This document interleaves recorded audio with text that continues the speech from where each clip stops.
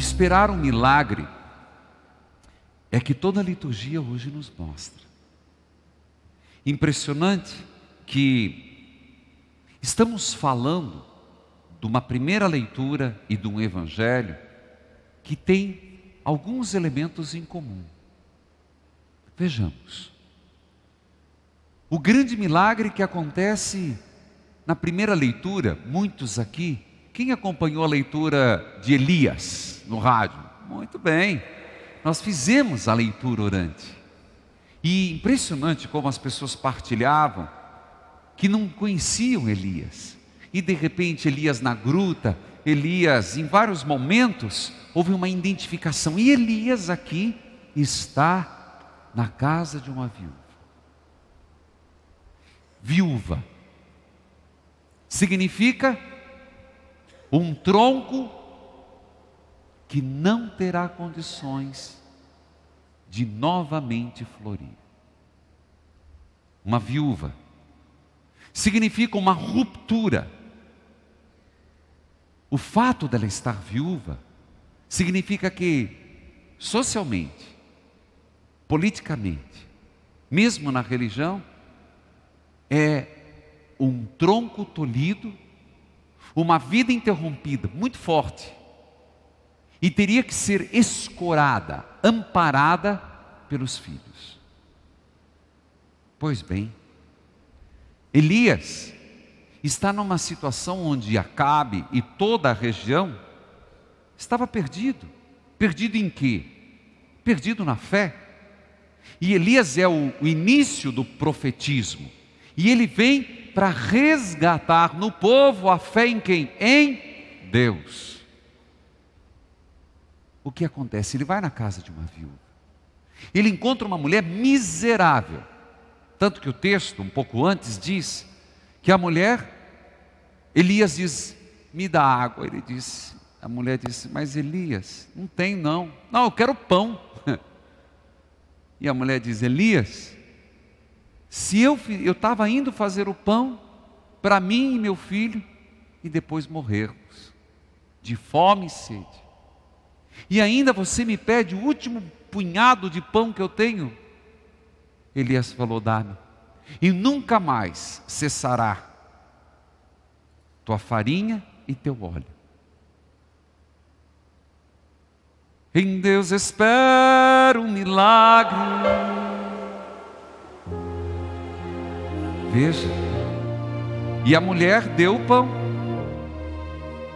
mas o filho dela, o único alento, o único sustento, o único pendão do broto cortado que poderia trazer uma nova geração, morreu. Impressionante que morreu. E quando Elias 3 vezes deita e reanima esse menino, ele está reanimando a fé. Não é a criança em si, é a fé do povo de Israel. Aquele menino significa a nova aliança, um novo povo agora com fé. Porque qual é a expressão que a mulher diz diante do reavivamento? Qual foi? Tu és um homem de Deus. Até então não. E o que falas é a verdade. Eu quero que você entenda bem esse contexto, porque não é à toa que tem a primeira leitura ligada ao Evangelho. Se você entender bem o contexto, por que Elias reanimou aquela criança, não é porque ele tinha uma conta a pagar com a viúva, é porque Elias queria ser um sinal de fé. Estava começando ali realmente uma vida nova no povo de Israel, mesmo não sendo israelita. No Evangelho, Jesus, impressionante,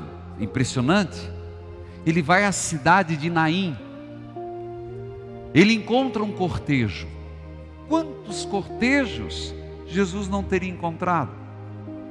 Gente, o povo morria muito cedo, tanto que esses dias, e é mais pura verdade, antes era envelhecer, adoecer e morrer, não era assim? Não tinha tantos recursos. A média de vida, 42, 48 anos, e olha lá. Quantos funerais Jesus não viu? Por que chamou a atenção aquele na porta da cidade de Naim? O que chamou a atenção não foi o moço, foi a viúva. De novo,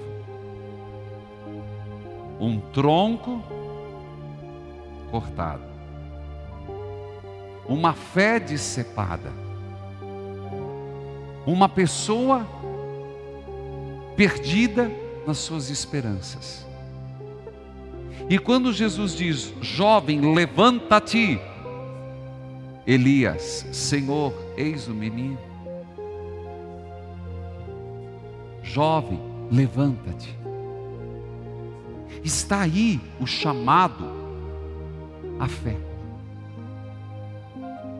Eu digo isso porque o grande apelo é um chamado à vida. Mas se eu falo vida, é muito amplo. Uma vida de fé, uma vida em Deus. Não é a vida meramente reanimar. Gente, para pensar. Jesus não tinha o objetivo de ficar reanimando, porque se fosse assim ele se frustrou. Ele reanimou quantos? O filho de Naim, Lázaro, 1, 2 mais, os 4, tá bom. Pô, mas se ele veio para ressuscitar ou reanimar os mortos, 4 é muito pouco, não é não? Nunca parou para pensar? Então não era o objetivo dele. Se fosse assim, a gente se perguntaria: mas por que não reanimou meus falecidos? Eu não falei ressuscitar, reanimar. Então a reanimação de Jesus não era o jovem em si, era a mãe, era a viúva, era um sinal. Jovem, levanta-te. Eu diria que nós estamos bem nesse aspecto. Primeiro, e aqui pretendo concluir minha reflexão. De um lado, Jesus dizendo para toda a estrutura, para todas as circunstâncias, para todos aqueles que não têm esperança, para todos aqueles que entraram em algum tipo de incredulidade, que estão se sentindo um tronco seco, para todos aqueles que estão se sentindo sem esperança e sem fé, todos aqueles que estão sentindo que não tem jeito, é a viúva.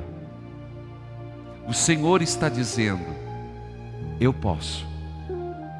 Deus pode mudar tua situação.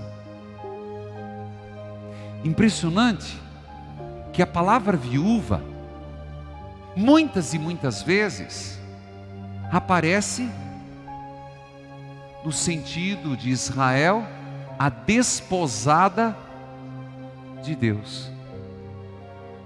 Às vezes o povo de Israel, não se escandalize, é chamada a prostituta. Pelos próprios profetas, os mais bucudos. Então, não é a pessoa viúva, são aqueles que não estão percebendo como mudar, aqueles que estão caindo numa prostração. Seria toda a humanidade que está perdendo a fé, é toda a instituição que está sendo aniquilada, o bem, a caridade, o voluntariado, o amor ao próximo. Quando a pessoa diz assim: não, hoje é só interesse, hoje é só um toma lá da cá, não existe mais gratuidade, não existe mais quem faça o bem. É essa palavra.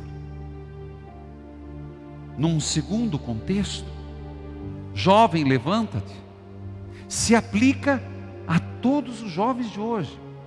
Gente, a jornada mundial, eu falava, é uma contagem realmente regressiva. não tem só como destinatário os jovens.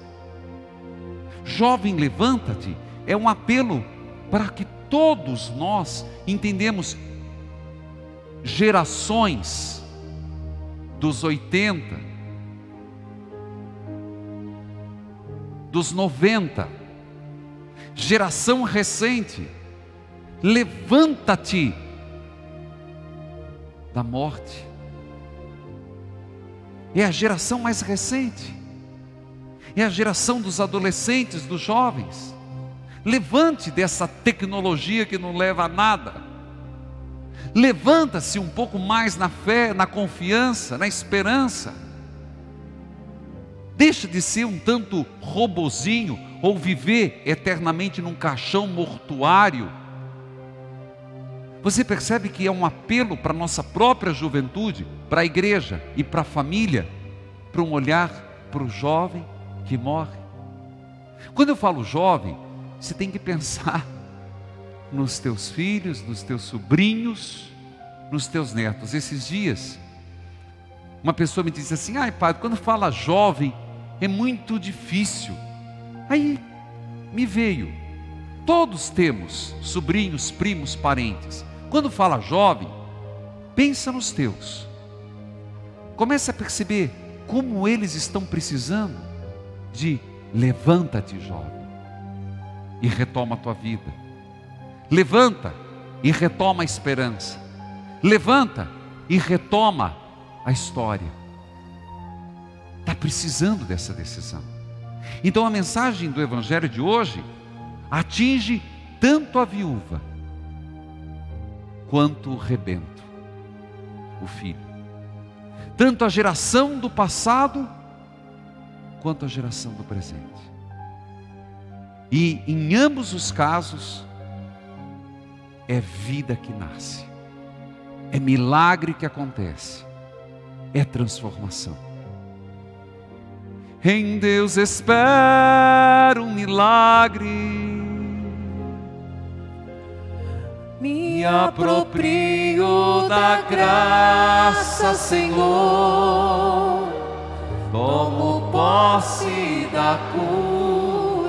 Vai ficando em pé. Não vou desistir. Com fé vou esperar. Com fé vou esperar. Pois bem, eles continuam cantando.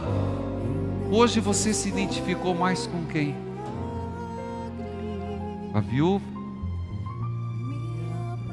Entenda o que significa viúva, que não espera mais muito. A viúva é o exemplo daquela que deixou de acreditar, que não espera muito mais. Do outro lado, se identificou com o jovem. Não se trata de um caixão funeral, se trata do engessamento da sua própria existência. E eu convido você, antes do creio, a colocar a mão no seu peito e rezar. Qual milagre você quer pedir para Deus? Toma posse dessa palavra: jovem, levanta-te. Ou se apropria daquele momento em que Elias ou Jesus abre a possibilidade para a viúva recomeçar sua vida. Se você não espera mais nada, diga: Senhor, eu espero um milagre. Eu não sei qual será, mas eu espero. Eu confio. Algo de bom vai acontecer, Senhor. Eu o encontrarei e minha vida será transformada.